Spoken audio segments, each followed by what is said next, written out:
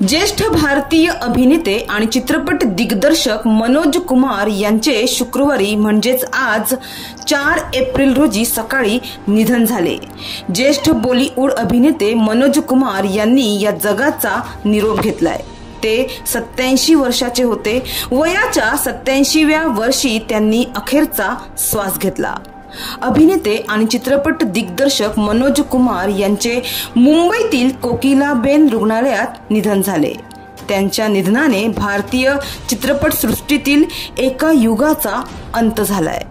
मनोज कुमार हे त्यांच्या देशभक्तीपर चित्रपटांसाठी ओळखले जातात। ते भारत कुमार या नावाने प्रसिद्ध होते। कोकिलाबेन धीरूभाई अंबानी रुग्णालयात त्यांनी अखेरचा श्वास घेतला। त्यांच्या निधनाची बातमी समजताच देशभरात शोककळा पसरली आहे।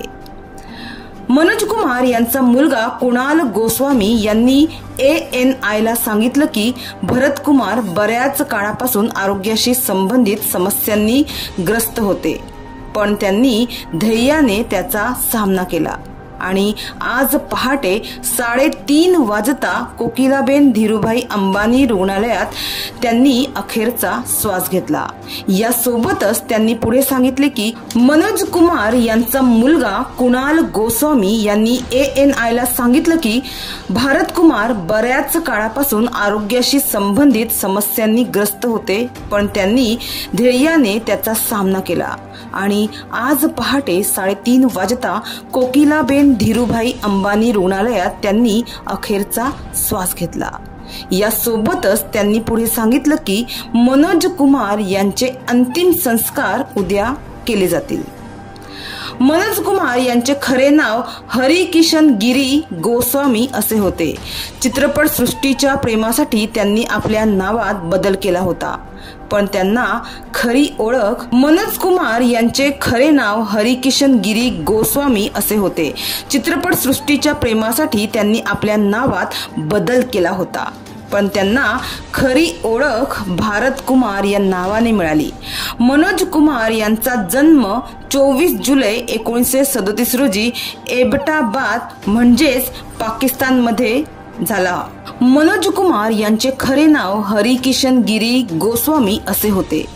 चित्रपट सृष्टीच्या प्रेमासाठी त्यांनी आपल्या नावात बदल केला होता, पण त्यांना खरी ओळख भारत कुमार या नावाने मिळाली।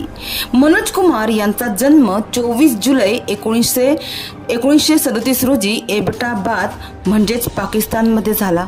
हरिकिशन गिरी गोस्वामी यांचे कुटुंब फाळणीनंतर भारतात आले आणि दिल्लीत स्थायिक झाले। मनोज कुमार यांनी फाळणीचे दुःख जवळून अनुभवले होते। लहानपणापासूनच त्यांना अभिनयाची आवड होती। अशोक कुमार, दिलीप कुमार आणि कामिनी कौशल यांच्या चित्रपटांमुळे ते खूप प्रभावित झाले। यामुळे त्यांनी आपले नाव हरिकिशन हे बदलत मनोज कुमार असे ठेवले। मनोज कुमार यांनी कॉलेजच्या काळात अनेक नाटकांमध्ये सक्रिय सहभाग घेतला। त्यानंतर ते मुंबईत आले। 1957 मध्ये फॅशन या चित्रपटातून त्यांनी आपल्या अभिनय कारकिर्दीची सुरुवात केली। 1960 मध्ये कांच की गुडिया या चित्रपटात ते पहिल्यांदा मुख्य भूमिकेत दिसले।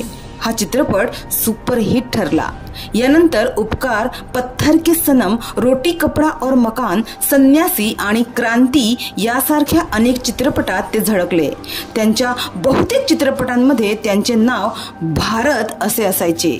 याच कारणामुळे चाहत्यांमध्ये ते भारत कुमार म्हणून लोकप्रिय झाले। तर त्यांच्या निधनामुळे सिनेसृष्टीसह संपूर्ण देशात शोककळा पसरली आहे।